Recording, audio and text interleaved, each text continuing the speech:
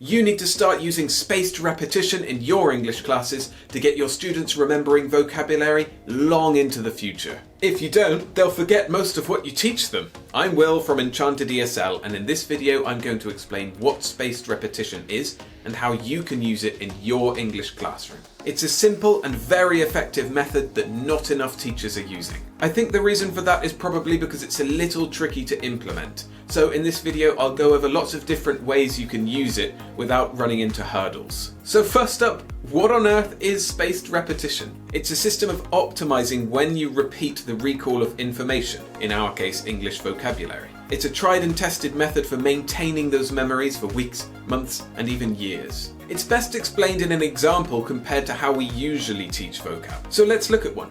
In this example, we're assuming classes every day from Monday to Friday, but really the schedule doesn't matter. The concept is the same whether you have classes every day, every week, or even just once a month. Okay, so now let's look at how teachers usually do it, with Teacher A. Teacher A introduces a new word on Monday. Then, throughout the rest of the week, they do lots of activities with that word. They might even use memorization techniques I've described in previous videos in this series. Then, on Friday, there's usually a formal vocab test. And that's basically it. Learning of that word is limited to this 1 week. Teacher B, on the other hand, is going to use spaced repetition. She teaches the word on Monday and then tests it on Tuesday. Now, this doesn't have to be a formal vocab test, this can just be practice in which she's assessing the performance of her students. For example, a vocab game that includes that word. If the students get it wrong, she'll test it again on Wednesday, and then if they get it wrong again, on Thursday, and so on and so on and so on, until they get it right. But when they do get it right, she'll leave a space of a few days before the next repetition. This is where we get the term spaced repetition. So let's say on Tuesday, the first test, they got it right. Teacher B will not test them on it again until a few days later, Friday. Then if they get it wrong on Friday, she'll teach it in the next class, probably Monday next week. But if they get it right on Friday, she'll leave it an extended amount of days. The space, or the interval, gets larger. If they get it right again, she'll leave an even bigger space. And as they keep getting it right, the interval gets larger and larger and larger. But if they ever get it wrong, it resets to just 1 day. Okay, so let's look at the difference between Teacher A's strategy and Teacher B. Firstly, Teacher A, the standard method, is great for short-term learning. By the end of that week of solid practice, they probably know the word. But then what?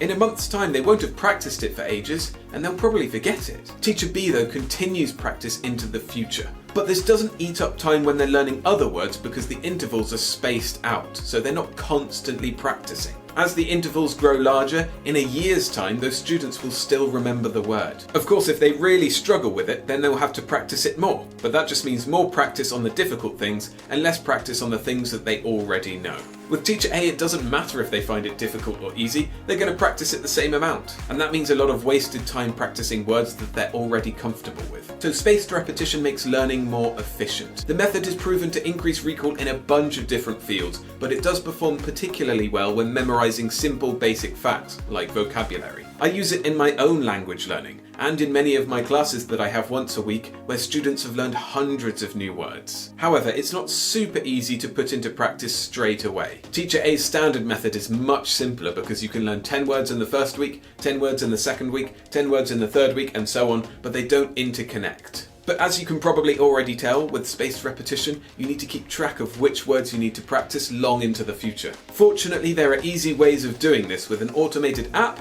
or by an organizational system that I'll show you later. In a perfect world, you'll have tailored individual schedules for each student with each word.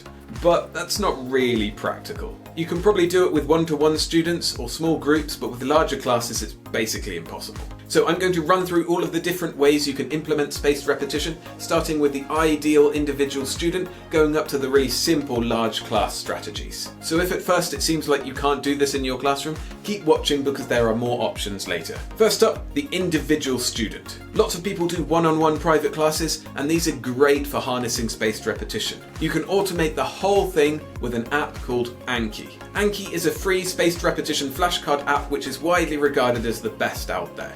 It's not the prettiest, but it is the most functional. On Anki, you make digital flashcards and practice them. Then, you give the app a rating of how well you recalled that word and it stores it in its algorithm and times when you need to repeat it next. Ideally, you'd want to do this every day, but with weekly classes it works just as well. With kids, you need to go through it with them in the sessions. But with more mature students, you can let them do it in their own time. The app has no way of knowing how well they did on the recall, so they have to be honest with their responses, but if they're mature enough, you don't need to be there to supervise. I'm planning on creating a whole video on how to use Anki in the English classroom, so when that's made, it'll be up there and down there in the description. With groups of adults or really motivated teenagers, you can use Anki in the same way. You send them the flashcards and they practice them all in their own time. That way the app makes it tailored and individual to them, which is ideal. But if you've got kids or teenagers or even adults that don't have that maturity, you want to do something in class, which is where we get to the next option.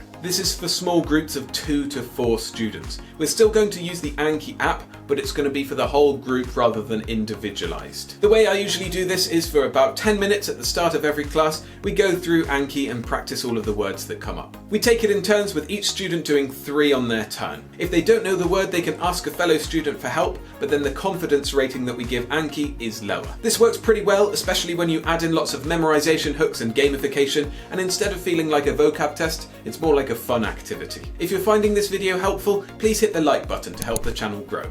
Thanks.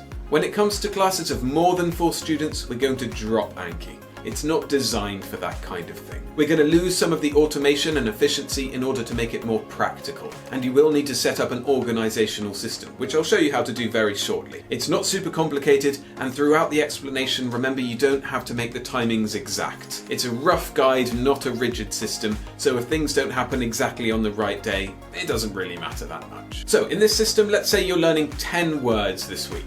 You introduce them on the first day, and then on the second day, you're going to test your students on them. Now, this doesn't have to be a formal vocab test. It can be any number of activities where you can just assess how they perform with those words. Soon I'll be making a video on exactly how to assess vocabulary without doing a vocab test, and when that video is made, it will be up there and in the description. Get yourself a calendar like this and fill in the dates for each of your sessions. This assumes classes every day, but if you have a weekly schedule, have a more zoomed out calendar with each box representing 1 week. To get this organizational calendar I'm using, just look in the description where you can get a blank copy. So in this example, we learn the words on Monday, and on Tuesday, we're going to test all the words. And we've written them right here in the box for Tuesday. When you've tested the words, assign each a confidence rating. If 90% or more of the class know the word, it gets a pass. If 50% or more know it, it's a semi-pass. If it's less than half, it's a fail. If you can't put an exact percentage on it, don't worry. Get a general idea and use your judgment. If the numbers are causing a problem, just think of them as majority, half, and less than half. For the fails, we're going to test them in the next session. In our example, that means Wednesday, but if you have weekly classes, it'll be next week's session. So our class failed at moth, pigeon, scorpion, and hedgehog. For the semi-passes, they're going to go in the second session. For us, that's Thursday, or in 2 weeks' time if you're on a weekly schedule. But don't just write them there. For each, put a 2 next to them. This will be important later. For the passes, they're going in the 5th session from now. For us, that's Tuesday next week. And we're going to write a 5 next to it. I've chosen 5 because it means we can keep it in the same column on the calendar. We just go directly down. That makes it nice and easy. Alright, so that's Tuesday done. Now we move on to Wednesday. We're going to practice the words that we failed on Tuesday, that are in the Wednesday box. And we'll apply the same process. Fails go to the next day, semi-passes go 2 days, and passes go 5 days. So in this example, the students failed moth, they semi-passed pigeon, and they passed scorpion and hedgehog. Alright, now we get to Thursday, in which we've got some of the original semi-passes. If the class fails these, they reset to 1, so we practice on the next day, Friday. This is the case for stingray, and once again, they failed moth, so that just goes a single day. If the class gets a semi-pass, you keep the same interval, in this case 2. So squid will get practiced in 2 sessions, which is Monday next week. Now the students got chinchilla correct, so now we increase the interval to 5. So chinchilla will be on Thursday next week. Again, if they're a pass or a semi-pass, write down the interval. This is really important. We're going to quickly do Friday's practice. Pigeon gets a semi-pass, Stingray gets a full pass, and Moth again gets a fail. Oh no. And on Monday, Squid gets a semi-pass, Moth gets yet another fail. Now we're on Tuesday of the second week, we're coming to the ones that they passed originally, Fox, Raven and Goat. If they fail now, the interval is reset to 1, the next session. For example, they get Fox wrong, so that just goes into the next session, Wednesday. With a semi-pass, the interval stays the same, 5, so that'll be Tuesday next week, which means we need another sheet. They get a semi-pass for Raven, but if they pass, like they do with Goat, the interval increases to 10. 10 sessions from this Tuesday is Tuesday in 2 weeks' time. All the way down here. If they continue to pass, the interval increases to 20, then 30, then 50, then 80, then 120. At this point, you could continue doubling the interval each time, but by then students have basically embedded the word into their mind.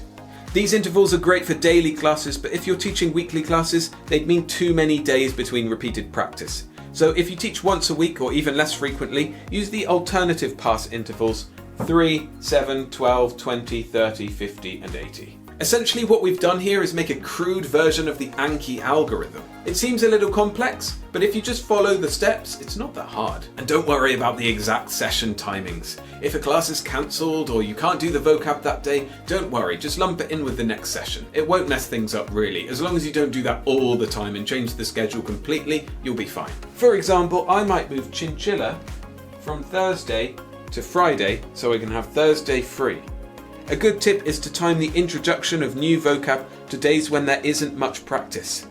And when you teach a new chunk, write it in a different colour. So in this example, I probably introduce new vocab on Wednesday to test on Thursday because I've moved Chinchilla to Friday and I have Thursday free for lots of words. Like I said, you can download this organiser sheet in the description. All you need to do is write the dates of all of the sessions you have, and when it comes to that session, check which words you need to practice. Now we move on to the final spaced repetition strategy. This one is super simple. There's no tracking involved, no organisation, none of that, but of course you lose quite a lot of efficiency. If you think the organisational strategy we just went over is a bit too much to handle, then try this instead. What you do is you introduce vocabulary in one session, practice it in the next session, practice it again in 2 to 3 sessions time, then 5 to 6 sessions, then 10 sessions, 20 sessions, 30 sessions, 50 sessions, and so on and so on. The point is to keep coming back to those words periodically. And if you do notice that students always get some words wrong, you can practice them a little bit more frequently. By simplifying the system so much, you're not going to get quite as good results.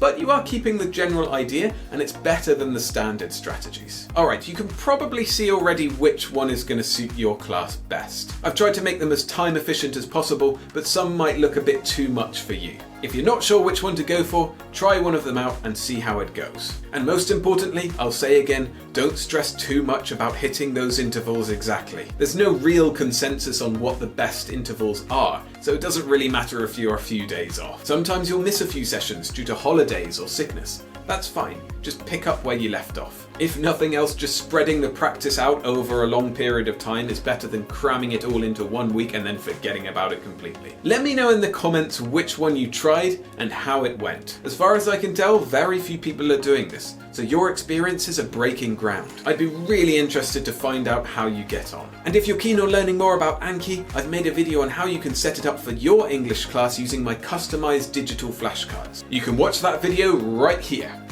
But for now, I've been Will from Enchanted ESL, wishing you all the joy and success in your teaching. See ya!